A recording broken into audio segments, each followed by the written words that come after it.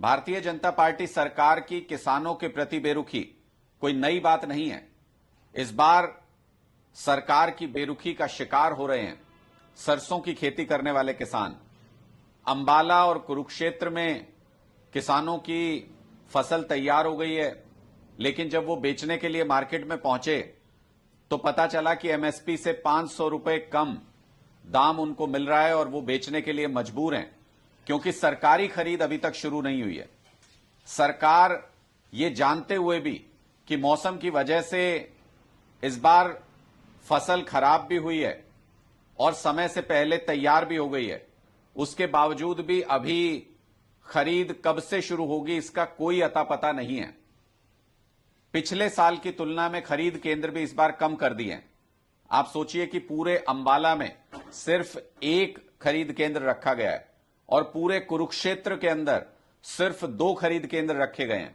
यानी ना तो किसानों को सहूलियत दी जा रही है और देर करके, खरीदी में देर करके किसानों को ओपन मार्केट में अपना प्रोड्यूस कम दाम पर बेचने के लिए मजबूर किया जा रहा है।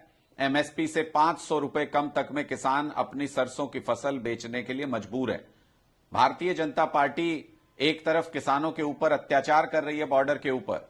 जो किसान अपनी मांगों को लेकर के, एमएसपी गारंटी कानून को लेकर के प्रोटेस्ट करना चाहते हैं, उनको पासपोर्ट जब्त करने की, जेल में डालने की, उनको गिरफ्तार करने की धमकियां दी जा रही हैं, उनकी प्रॉपर्टी जब्त करने की धमकियां दी जा रही हैं, डरा रही है सरकार किसानों को।